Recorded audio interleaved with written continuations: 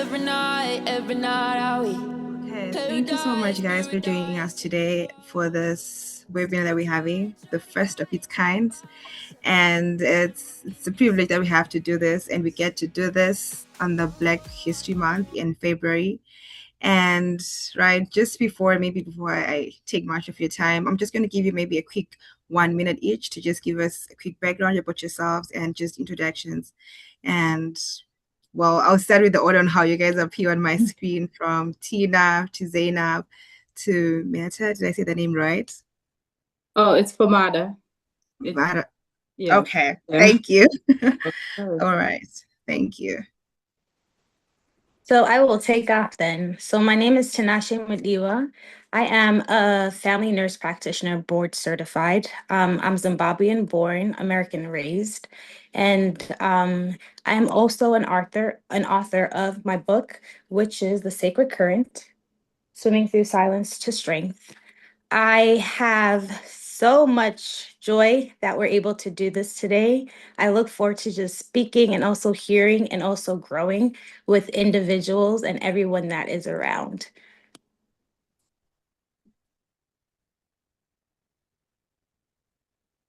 Oh. So let me pass it. Yeah. Oh, sorry. Pass the mic. Sorry, to you next. Zainab. Hi, everyone. My name is Zainab Mugenyi. I am a Ugandan born and raised in Uganda. Been in the US. I'm making actually 3 years in September. So I came as a student, graduated last May, and currently I'm working full time in an NGO that deals with people with intellectual and developmental disabilities, and I'm a human resource specialist. I'll go next. Good afternoon, everyone. It's a pleasure to meet you guys. My name is Fatmata Ba. I am originally from West Africa, Sierra Leone, and the love of my life, my family members, they're from Guinea, so I do have to represent Guinea too. I went to high school in the United States and I majored in political science. I just got my bachelor's in political science, and I currently work as a legislative aide for the New York State Assembly. Okay, great. I guess we have a great diversity in the room today. All right, so just a quick ice break. Maybe I would ask one of you guys to tell me, anyone can start, and then you can pop it to the next person, like your favorite part of just being an African woman. I'll start with Tinashe. I'm so sorry. Oh, there's so many. There's so many. I have you first on my screen. I appreciate it. But you know, when you say there's a favorite, I'm like, appreciate it. But you know, when you say there's a favorite, I'm like, every part is a favorite for me. But I think one of my favorite parts is being here in the US, being an African woman, is I know where I come from. I know my culture. And that for me is just beautiful. It's like everything. Absolutely. I do agree. I can go next. My favorite thing about being African, like Tina said, there's so many, but one of the things that I have been personally taking advantage of is just learning like the similarities between us Africans and also like the differences. Just there's so many similarities, there's so many differences. So personally, I do like to cook. So I've been learning how to make like different cultural meals, and for some reason, since there's a jollof war going on, you know, let me try to make different type of jollof and see how it goes. So I've learned how to make like different countries jollof. I'm not gonna say which one is the best one, but they're all amazing in their own ways, you know, definitely. I would say what I love most about it's pretty much also the same, more like what Tina and how do they say your name again? Sorry. Oh, Fatmata. Yeah. Okay. So it doesn't change. Like there's a lot of diversity because Uganda is also very diverse where I come from. We use English as the official language, but then we have different cultures. So coming from that background, it helps you appreciate. And also we have the best weather. I don't want, okay, we have a better weather than this because it's year round. It's summer, but it's more like springish, so it's not so hot. So the weather is amazing, the people, the culture. That's what I love most about being an African.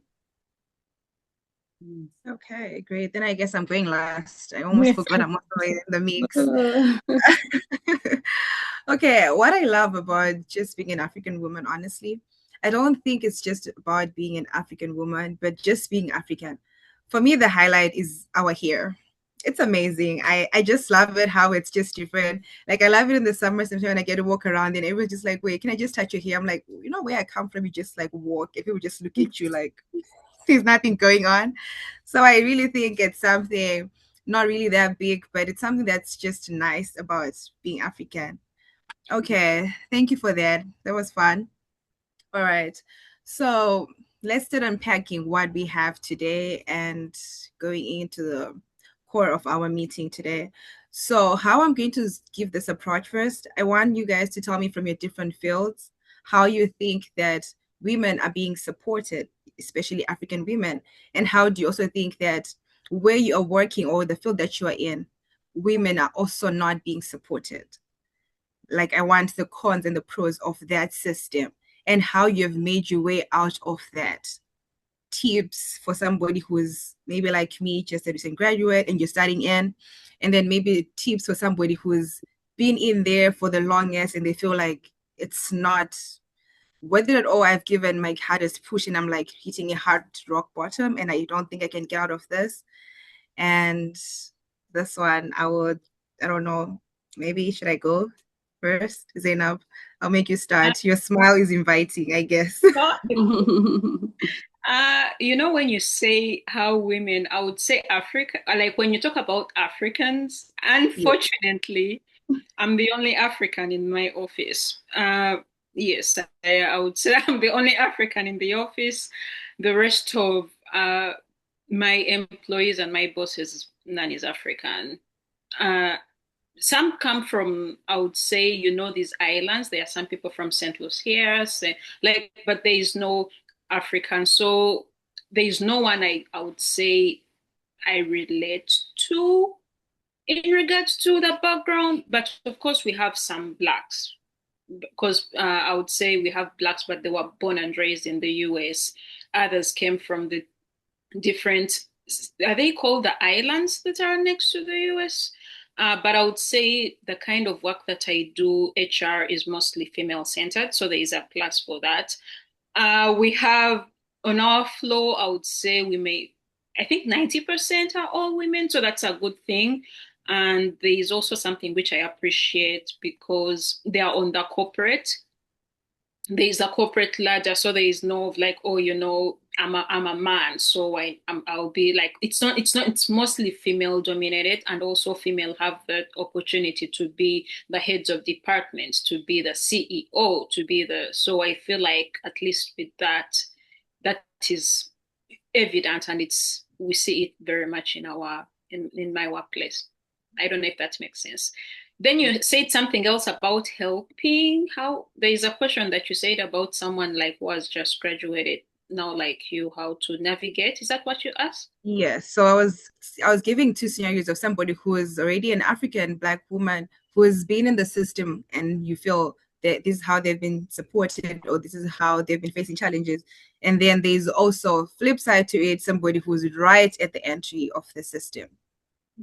Okay, so maybe, oh, okay, so for me, I would say the fact that I'm very diverse. And also I feel like with Africans, we are also very flexible.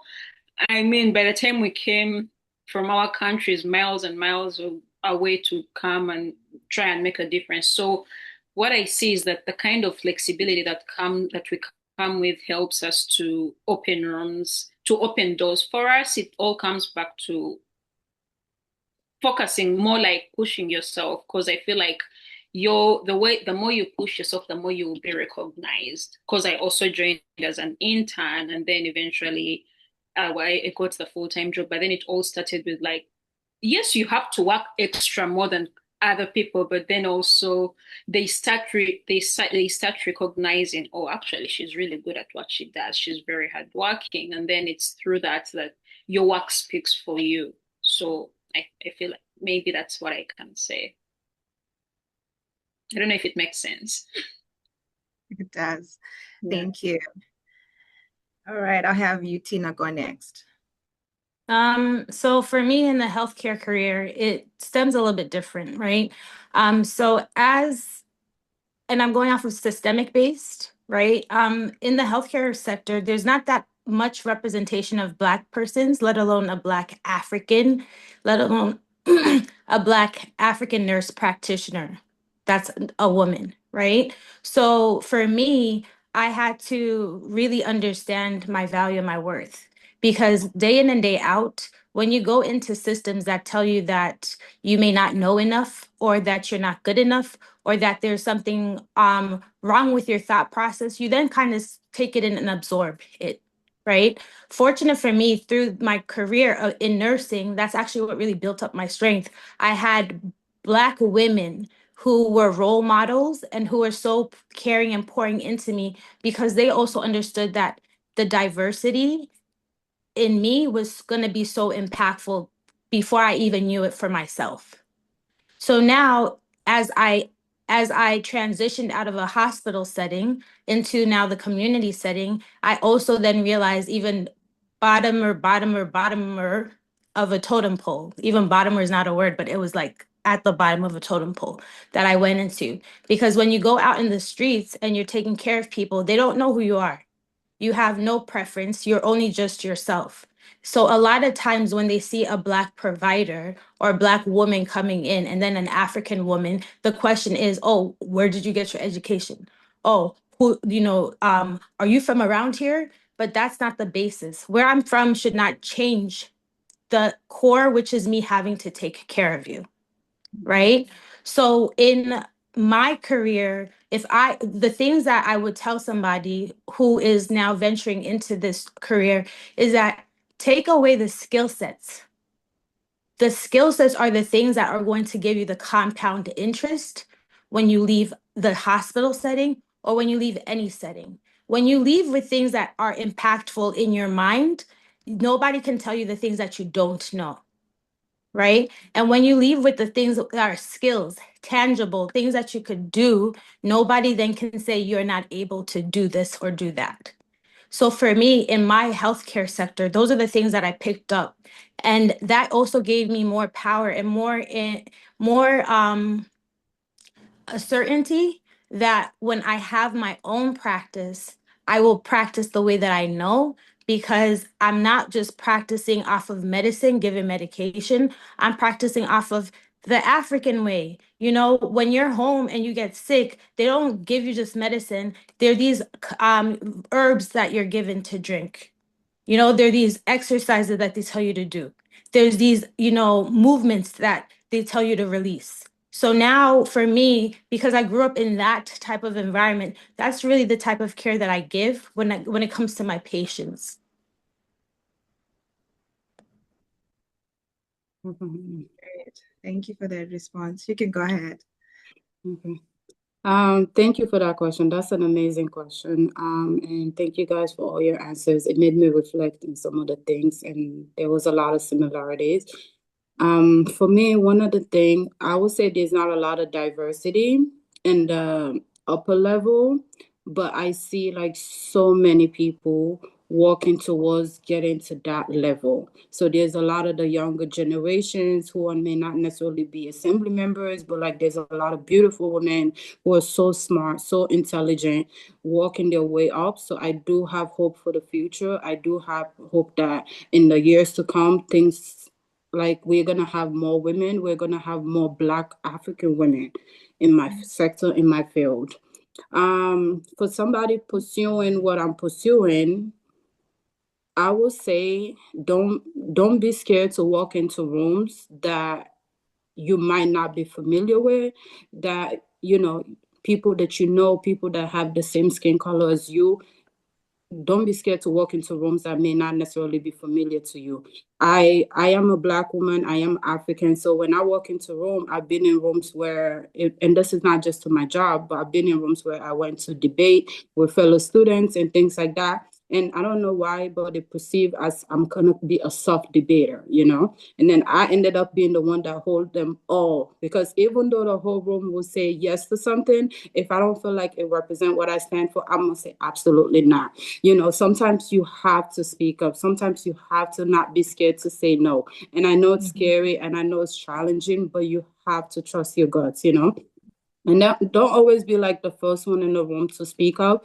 Sometimes listen to other people, listen to their wants, try to compromise, you know, try to understand where they're coming from. But if you feel strongly about something, trust your instincts. And then something also I'm gonna say is that always cover your bases. As a Black woman, as an African woman, like Tina said, there's gonna be a lot of situations where you're questioned or now, from my observation now, a lot of times people are okay with you being in a room, but it's a different story if you have to be the one to make the decision on things. So being though that that's the case, that's the situation, always like follow your guts, follow your instincts, always make decisions that you know are right, but also cover your bases. Like whatever you do, always cover your bases and always keep it professional.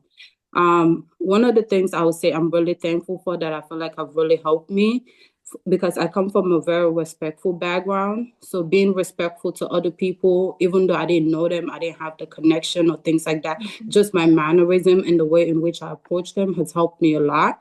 Because there's a lot of times people will say no to something, but the mannerism or the way in which you communicate with them about it, they're going to change their mind. They may say no, yes, you know. And then it's okay to be honest. Say, hey, I don't know this, but I would love to learn from you. Or I don't know this. How can I approach this? And people value that genuinity. Yes. Thank you so much. Thank you so much. That was really insightful. Like, I didn't really like see it like that. You know, sometimes you feel like it's all just about showing up into a room, and then I think that's enough. But sometimes I've actually realized you can do show up in a room, show up to the unfamiliar places, to the unfamiliar environments, and then take the very back seat. Mhm.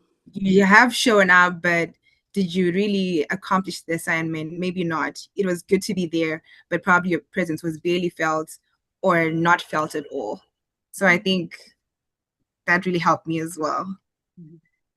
Absolutely. Okay, so my next follow-up question to you would be that do you really think that the systems in the field that you're in actually support, like were they built for women, or we actually fighting our way up for like especially African Black women?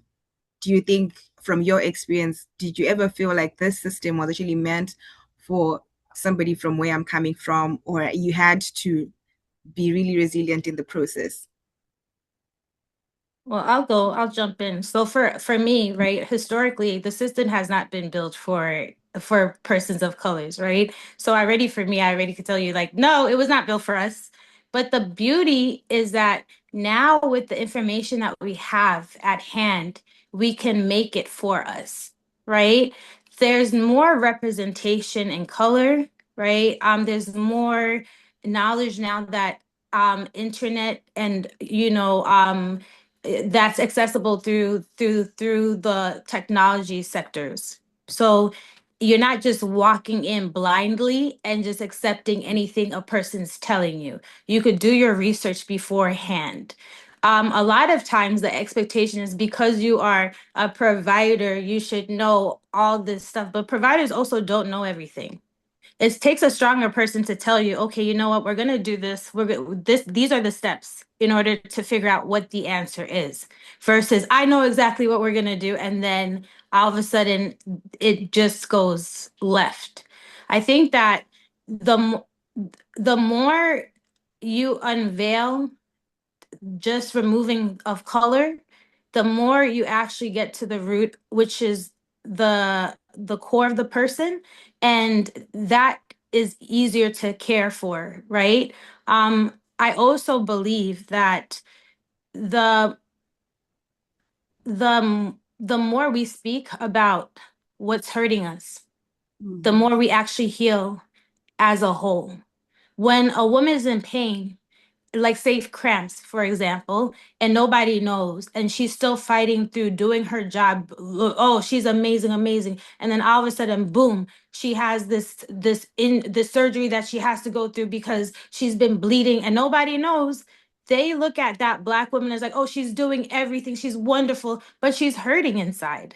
So she's overperforming so that this way she could just make a stamp on society. Meanwhile, she's actually injuring herself as she's doing it. So I think that the more we have communities to allow each others to really be ourselves and unveil ourselves, it also helps build up the community in as in healthcare on its own sector as well as other sectors as well. Yeah, Thank you. I also agree with Tinashe. The system isn't built for us. I would speak from an example of mine, but then like what I can say is that just always be true to yourself, and then there are some things which you shouldn't, which are non-negotiable for you. And then I also feel like what you have to be communicative with your employer. Now, for example, I'm a Muslim and I observe Ramadan. So this is something that I went and spoke to my employer because my schedule is usually 9 to 5, but I was like, I have to observe Ramadan and we break off our fast like at 5:30. So I asked, you have to speak up. So I had to go in advance, not like when Ramadan was starting, like almost a month before. I was like, so Ramadan is next month and I'll need some accommodation. And also that comes to prayers. I pray from work because we pray 5 times a day. I'm not going to go back home and pray all the 5 prayers back home. So I asked for that kind of, you have to speak up and ask for accommodation. So I was granted. So now I'm working 8 to 4 for during this period. And then also like I have like because people are respectful, you just have to speak up so that you fit into the system other than having to keep quiet and let everything roll out how it is. So yeah, that's what I can say about myself. Thank you, Zainab. For me, I would definitely say yes, there are systems in place, and being so that I've worked for the New York State government right now, I see so many resources, so many opportunities that anybody, like the average constituent, average community member, we may not know about. So one of the things why I'm thankful to have my job is just to know about all the amazing resources out there. But especially as a African woman, navigating this career, I would say there's no system in place. So one of my things that I was thinking about was having more mentorship programs, like for us as the people who have gone through this and experienced this. And of course, this podcast is an amazing way to do that too. Just mentoring other people who are in college and being able to like have a dialogue with them. Hey, I'm in this field. If you need any help, even going into like the African clubs and colleges and things like that. I feel like that will be really, really helpful. And from my perspective, I've tried to do that through being involved in my campus and just mentoring my fellow students and just empowering them, in ways that I can. But I do want to expand on that and just be able to help more people to know that, hey, if you want to pursue this career, there is somebody who has been there. Because I did not know about you guys. And I'm amazed to just see that there's like fellow Africans there who have done such amazing things, So this is just empowering, So I wish like a lot more people know about that, and a lot more, especially for us Africans, when we're pursuing this, most of us is like our first time taking this journey. So to realize that even though it's not a family member, there's somebody else who have been through this, who can help you, who can support you. I feel like that will go a really, really long way. Yeah. That's really great. Thank you so much. And then I have a question for across the whole panel. And I was going to ask that how do you define enough in a culture where is just over glorifying achievements, high this. Like I would say from my experience for the short time that I've been here, I've just realized, like, especially in New York City, it's a loud city, it's very busy, it's very fast, and everything is just happening at the same time. I find it very hard to just be a calm, mediocre, low key everything.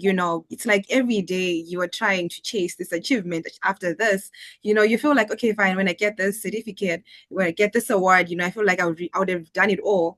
But before you even get there, you realize they're like, I mean, somebody who's like 100 steps ahead of you, it feels like you're not even doing anything.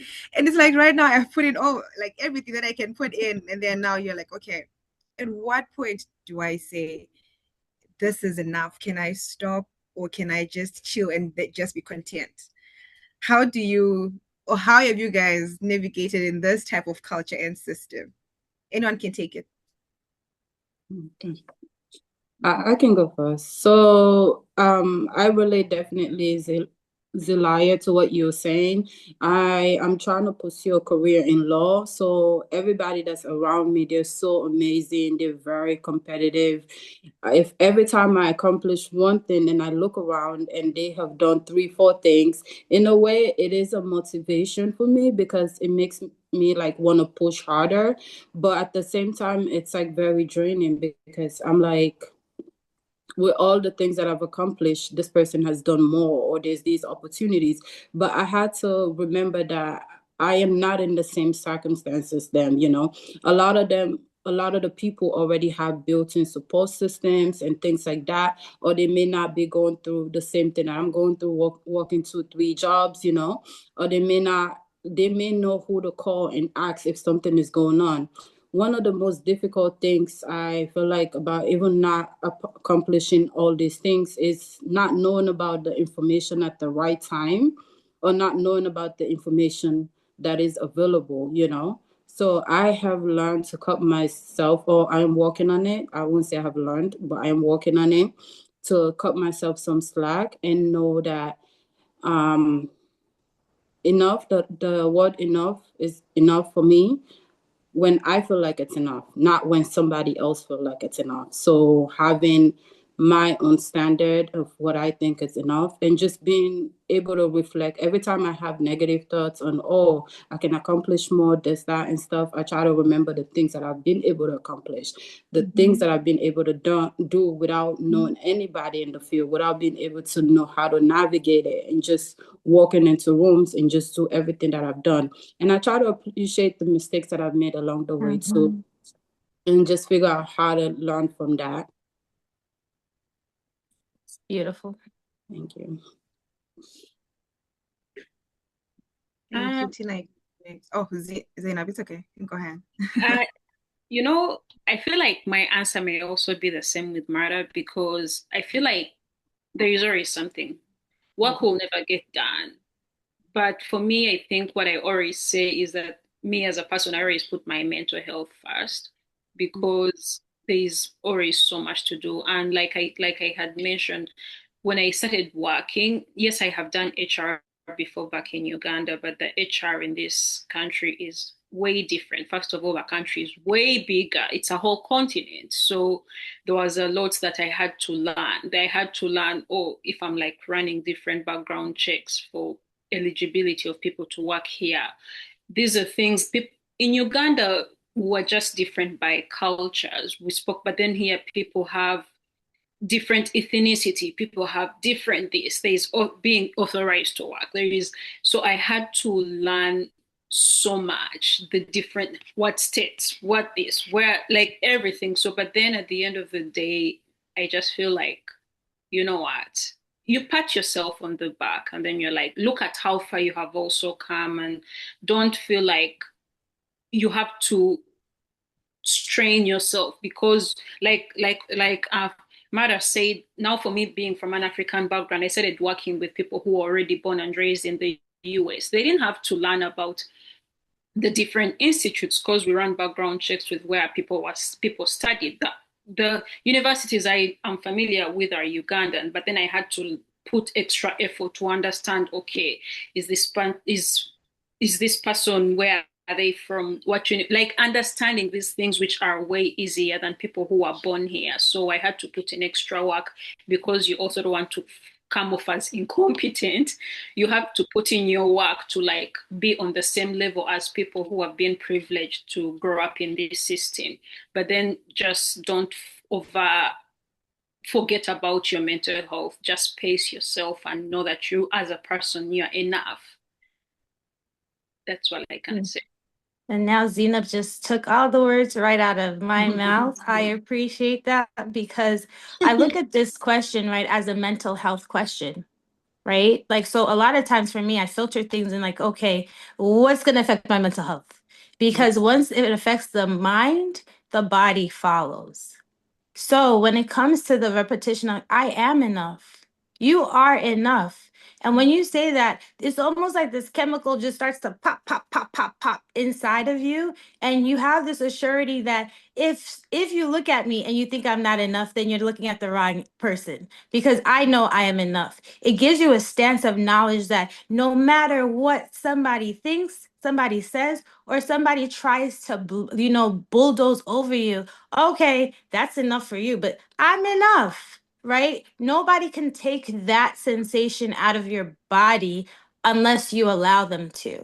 So with the feeling of overachievement, it's almost like you're pushing your body into a overdrive to overload its senses. Meanwhile, when you're enough, you just walk in a cadence. You speak, you sit, there's a different aura about you, and there's something that's different. And people will wonder, like, oh, all this is going on in her life. Oh, this, right? But yeah, enough is enough over there, but also enough is enough in here. And nobody can take that part away from us at all.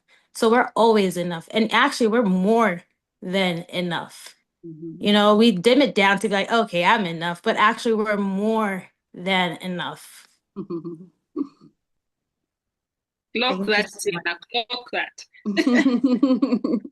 Like how the Americans. When I going to do this in Africa, now I'm all the time clocking. Yeah, That's fine.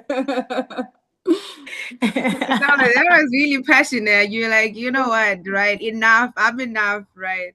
Thank you so much. I feel like most of those questions that we are all answering differently, and how they've all been set up and how they've been structured, I feel that we are answering one question, which is identity. I feel that everything comes off from, like, it's strongly rooted in identity. I think as long as you do not know who you are, and you let the outside world, or you let external factors define you or determine who you are, I really don't think anything else can work out with that. And I just love how you guys are like bringing it up all together with those great examples from different fields. Like, I mean, I would not, I mean, every time I ask myself, like somebody in the public sector or political science related, I'm like, I have no idea what goes on there. And when you get to sit in a conversation and actually talk to somebody in there, you're like, you know what? I feel like somehow we all are going through the same. It's just the label or the title, but then everything is pretty much, we're just going through the same. I mean, even if I would ask, do you understand like what's going on with somebody like in the medical field? I'm like, Tinashe, it's you, and medication and injections. I don't even know what you'd be doing all there, but yeah, mental health, telling us how to deal with this, and it's just amazing. Okay. My next question to you guys, hopefully it's the last one before maybe you guys can also tell me if you add on things that maybe I might not have been able to cover through my questions. What's your advice to the Black African girl or to the Black African woman today that they need in the next decade? How do you think they can just prep themselves? I mean, the future is unknown and uncertain, but I do feel that you may have some advice from like your great experiences that you have had over the years.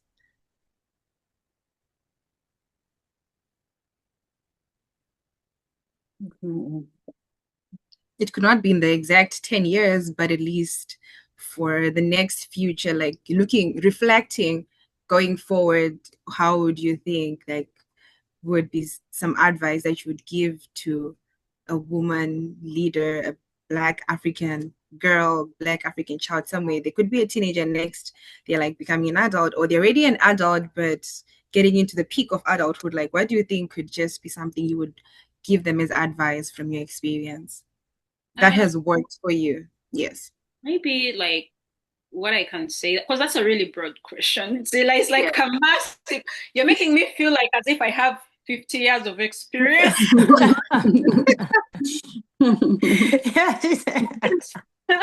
I do not Zainab, please I do not have take your 5 to 100 if you can. You're making me sound like I'm an auntie. But I would say, I think the advice I would say is just don't forget where you came from. Like, because we always move to like different, like for example, when we move and come to like the different countries or like the different growth, sometimes we lose ourselves and want to like be this person who, like, if I don't have the latest phone, if I don't have the latest iPad, but you realize you can't even afford this. So, and then also you change who you are, you change your friends, you change your family, you change. So I feel like as you grow, just stay grounded, because as Africans, we were raised well, but then sometimes when we grow or move to other places, you kind of want to be like the culture. So for me, my advice is stay grounded and stay humble. Like, staying humble will always will open doors for you, will keep you grounded. You'll be in different rooms with different people. Stay humble and stay who you are. Don't feel like you have to change yourself. Just be who you are and stay humble and stay grounded. That's what I can say. Feel like Zainab, do you take like notes off of my brain or something? Because I'm like, everything that I'm about to say, it's Zillah who is putting pressure on us. But it's cool though. I'm not mad at it. I'll put a little bit of suka and spice on that. I'll spin it and put it into my own words. But essentially, what Zainab said, right? Like, I think about myself, and I think about if I could tell me something now that in the past, from now, what would I tell myself? And it would be like, you're here for good reason. You are here to make a change, and you are here to be the change. You cannot dial down or dim down your own light, because your light is magnificent. People have been waiting for you. Your ancestors brought you here to make a change within this world that we live in. So do it in a messy way, do it in a fun way, but do it in your way. Nobody will understand. And sometimes it may look like chaos, but it has to be your way, because without you doing it, it's not going to get done. So just do it your authentic way. That's what I would tell a young woman, a young girl that's just seeking a way. Just be who you are. Allow yourself to flourish. There's a lot of things that are going to try to dim your light, but that light that was trying to be dimmed is actually going to grow like a lighthouse. That's what the words would be. Thank you, Tinashe. Exactly. This is so beautiful. This is so beautiful. As you guys are saying this, I am taking it in not just for other people, but I also feel like this is good advice for us that are in here, also to learn to appreciate ourselves. But for me, I did have a couple of things, and then something I want to reiterate from earlier. one of the things I would say the most important, like everybody said in their own way, is to trust yourself, believe in yourself. Even when you're doubting, you have questions, believe in yourself, believe in your instincts, they will take you a long way. They will take you a long way. And then I will say, one of the things, especially for somebody pursuing a political career, I would say learn to read the room. When you walk into a room, sometimes it's not the person that hold the highest position that's actually holding the power.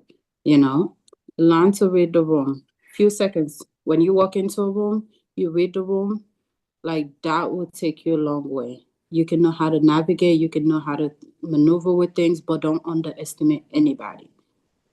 Because sometimes it's the person that you underestimate that's actually going to be the one to have supported you, to have helped you.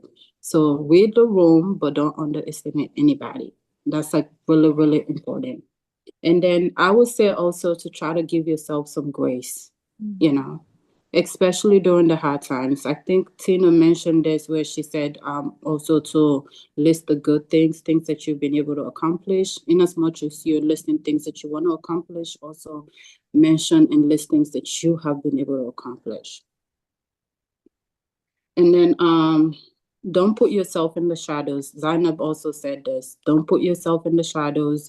Speak up, especially if you feel very passionate about something. Speak up, and it's okay to hear a no. It's okay to hear a no from somebody. But if you did not ask, how you gonna hear? How you gonna know if that no would have been a yes?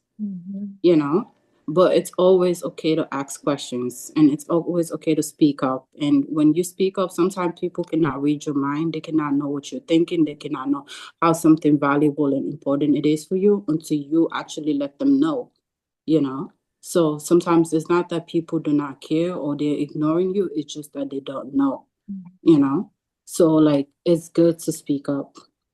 And then I would say, like, as you are uplifting yourself, also learn to uplift other people around you. It could be the smallest thing. You don't have to be wealthy. You don't have to have the witches in the world. You don't have to have had everything figured out, but in your own way, in the way that you can, in the way possible, learn to uplift other people around you as you're uplifting yourself. Because you're going to turn back in the future. You're going to realize that you needed these people. You're not doing it for that, but these people are the people that's going to help you in the future. Just because somebody's in a higher you're in a higher position, that somebody, that does not mean that you're not going to be able to learn from them. That does not mean that you're not going to be able to experience from them. Like, I've learned a lot from people who are higher than me, but also people who have not gotten to the level that I'm at yet. And then one of the things, the last thing I would say is I want to see more mentorships between us Africans, especially African women, because I've seen so many amazing African women. I've seen so many beautiful, amazing African girls. And I hope that in the future that we're able to help, support, and uplift each other more. And I know we're trying, and I'm not dismissing that we are trying, but as we are trying, let's come up with solutions. If we see problems, then just sit down and say, hey, there's a problem to this. That's the mindset I have. If you bring a problem to me, let's figure out a solution to the problem. But yeah, thank you. But I really like, sorry, I really like the way you have said about like uplifting other people, because I would say when I had just come here, like, I don't know why in New York there are no Ugandans. I don't know. So I am now part of the Zimbabwean group. Like, we became that's family. But when I had just come, I'm telling you, it's hard. It's really, really hard being new. It's really hard being learning everything from scratch. But then you realize you have to do it yourself. I wasn't lucky to have a mentor to like, oh, by the way, Zainab, this is how you do this. This is how you do this. So, but what I have tried to do is like now at least that's how I even bumped into Zillah and we became friends. It was her first semester and it was my second semester. And I feel like for me, with the mistakes that I have done, when I had just come, like, if I can help someone be better, like to how they approach their situation. So I have tried to help them, like, you know what, you need to, like, this is what you have to do in your first semester, this is what you have to do in your second semester. So I have tried to help in any way, but I would love to create that kind of community to help people in their first first year. Navigating this country in your first year is really hard, and you would want to make it easier for other people as well, and so that they don't go through the same, like how it was for you. So that's really nice that you mentioned that. Absolutely. Yeah. All right, thank you. That's really great. Like, I actually forgot how that happened, Zainab. Was in the library, Zillah. I was in the library on a random day. And I'm even like on this website, and I have, how you're coming from Africa, you have this 2-3 page resume, and you're thinking, I have really summarized everything. And she's like, girl, this is not even a resume. Let me show you mine how I did. And we're just there like second, third week of school. And I'm like, how am I even going to get jobs? My resume is so messed up. She's like, let's just do it now. And guess what? I got my first resume I used in the US. She did it for me. And I was like, girl, you won't believe it. And then later she's like, oh, well, can I ask, how are you even getting this job? I was like, you forgot you're the one I was knocking on every time. I was like, can I call you?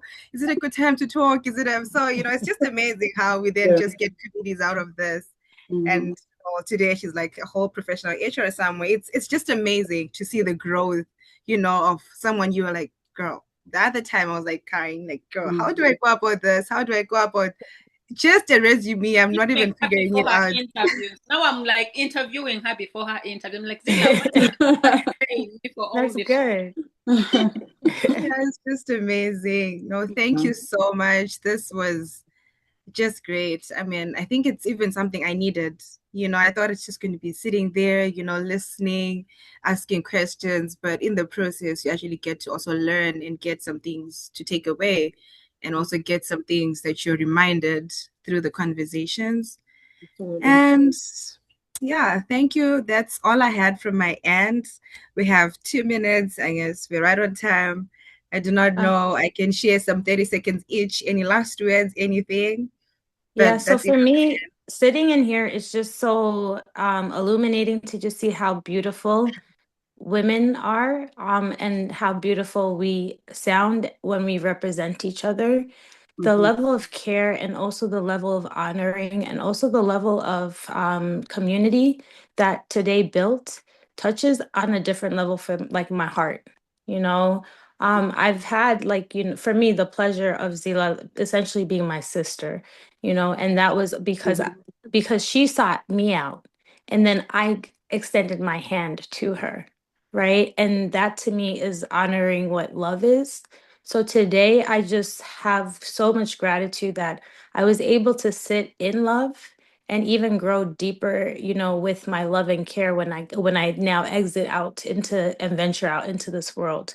That our silent stories don't have to be silent when we're together, and that there's just so much power and strength and representation, like when we are together.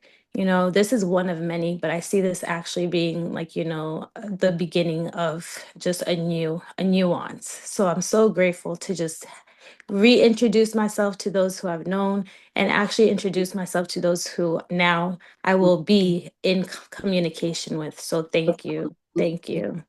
Yeah, I would also say I'm very thankful. I'm also this kind of person who likes building my network. Obviously, I also met Tinashe through Zillah. So I'm like, oh, I want to stay in connection with Mara if you're okay with that. Yeah. I love building a network, and also Christopher. I don't know. I don't even know I've only seen his picture on LinkedIn, but I like building a network. I like building. So because you never know, different people from different fields, we all give different things, and I feel like it's right now back home, like we have to create a bigger network too, because you never know who will help you. You never know when Mara becomes a lawyer, she'll help me with my card. Yeah. Or when I'm having a medical issue, I will have to call out Tinashe. I'm like, hey, Tina, so like it's important. I love making connections. So I hope we stay in touch. Like, honestly, I hope we stay in touch and build this and see where it can go. Absolutely. Absolutely. I do want to say thank you guys so much. I have learned from each and every one of you guys. And sometimes it's just good to talk to people, because you realize that there are people going through the same or similar struggles with you, and just a sense of community. So I'm really grateful for that. And I would love to keep in contact with you guys and learn more from you guys as we go along. But I will say thank you guys. I'm just grateful. Like, you guys have just made my day, you know? You two have made my day, all of you. Yeah. All right, ladies, thank you so much. You are free to exit on this Zoom call.